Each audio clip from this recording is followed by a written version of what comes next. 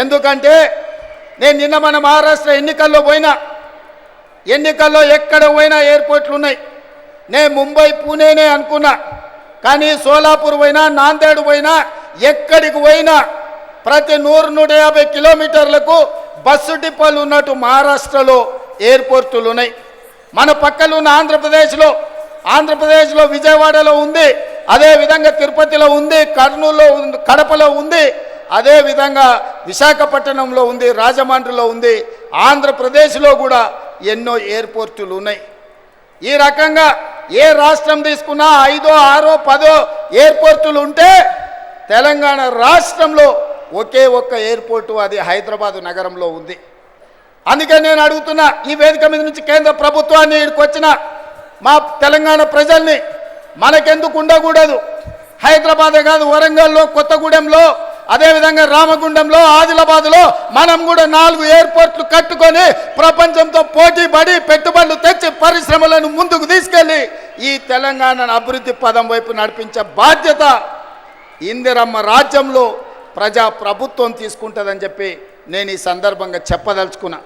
ఎవరైనా ఈ అభివృద్ధిలో కాళ్ళలో కట్టెబెట్టాలి, మేము చేయలేదు కాబట్టి వీళ్ళు కూడా చెయ్యొద్దు అని కుట్రలు కుతంత్రాలు చేస్తే వాళ్ళు ఊచలు లెక్క పెట్టాల్సి వస్తుందని చెప్పి నేను ఈ వేదిక మీద నుంచి స్పష్టంగా చెప్పదలుచుకున్నా. మీరు కుట్రలు చేయొచ్చు, మీరు కుతంత్రాలు చేయొచ్చు, అక్రమంగా సంపాదించిన సంపద పెట్టి కిరాయి మనుషులను తేవచ్చు. ఏమి చేసినా ఓ రోజు వెనుకో ఓ రోజు ముందో మీరు పన్నుతున్న కుట్రల్ని గుర్తిస్తాం, అందరిని బొక్కలో పెడతాం, ఊచలు లెక్క పెట్టిస్తా అని చెప్పి నేను ఈ వేదిక మీద నుంచి స్పష్టంగా చెప్పదలుచుకున్నా. ఇవాళ ఒకడొకడు మాట్లాడుతున్నాడు. ఒక ఆయన పెద్ద మనిషి మా అన్నొచ్చి అన్నాడు, 10 నెలలనే తెలంగాణ ప్రజలు ఏం కోల్పోయారో వాళ్ళకి తెలిసిందని. ఏం కోల్పోయినరా? మా ఆడబిడ్డలకి ఇవాళ స్వేచ్ఛ వచ్చింది 10 ఏళ్ళ తర్వాత. సంఘాలలో ముందుకు వచ్చిండ్రు. మేము ఇవాళ ఆడబిడ్డల్ని కోటీశ్వరులను చేయాలనుకున్నాం. దాదాపుగా ఈ సంవత్సరంలో 34,000 కోట్ల రూపాయలు సంఘాలకు సహకారం అందించాలని ఇవాళ మేము అనుకున్నాం. ఆడబిడ్డలకు అదాని అంబానీలకే పరిమితమైన సోలార్ పవర్ ప్రాజెక్టులు ఇవాళ మా ఆడబిడ్డలకు మహిళా సంఘాలకు ఇచ్చి వాళ్ళని పారిశ్రామికవేత్తలను చేసి కోటీశ్వరులను చేయాలనుకున్నాం.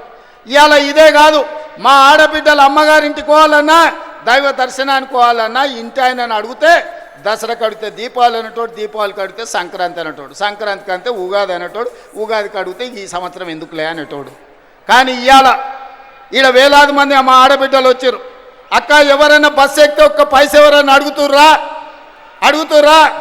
ఇవాళ ఈ తెలంగాణ రాష్ట్రంలో 1,10,00,000 మంది ఆడబిడ్డలు 3,700 కోట్ల రూపాయలు 11 నెలల మా పొన్నం ప్రభాకర్ గారి మంత్రివర్గంలో ఆడబిడ్డలకు ఉచిత బస్సు ప్రయాణానికి ఖర్చు పెట్టి ఈరోజు మా ఆడబిడ్డలు స్వేచ్ఛగా ఇంటైన పనికి వచ్చే లోప అమ్మగారింటికి పోయి అమ్మని చూసి వెనక్కి వచ్చేటంత వెసులుబాటు ఈరోజు మన ప్రభుత్వంలో వచ్చింది. ఇవాళ అట్లా అదే కాదు, రూపాయి కూడబెడితే మోడీ వచ్చి ఎత్తుకపోతున్నాడు. 12 నూరులు సిలిండర్ అయింది. ఆయనలో సోనియమ్మ ఆడబిడ్డల కట్టెల పొయ్యి కష్టాలు, కన్నీళ్ళ పొగతో ఊపిరితిత్తుల్లో పోయి క్యాన్సర్ వచ్చి చచ్చిపోతుంటే ఆడబిడ్డలకు సిలిండర్ గ్యాస్ పోయి ఇచ్చి 400 రూపాయలకే సోనియమ్మ సిలిండర్ ఇచ్చింది. మోడీ వచ్చి 1200 చేసిండు. మరి ఆడబిడ్డల కష్టాలు చూసి ఇవాళ ఆడబిడ్డలకు 500 రూపాయలకే ఉత్తమ్ కుమార్ రెడ్డి గారి మంత్రివర్గంలో ఆడబిడ్డలకు 500 రూపాయలకి ఇవాళ మనం సిలిండర్ ఇస్తున్నాం.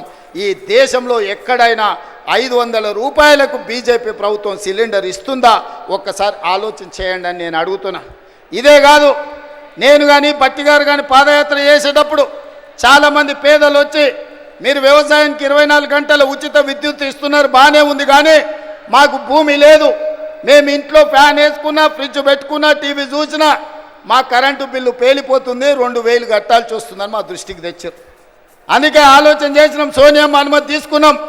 మల్లికార్జున్ ఖర్గే గారి ఆదేశాలతోని ఇవాళ ప్రతి పేదవాడి ఇంట్లో 200 యూనిట్లు ఉచితంగా, 50 లక్షల కుటుంబాలకు 200 యూనిట్లు ఉచితంగా కరెంట్ ఇస్తున్న ప్రభుత్వం ఈ దేశంలోనే తెలంగాణ రాష్ట్రంలో ఉందన్న సంగతి ఇవాళ నేను చెప్పదలుచుకున్నా.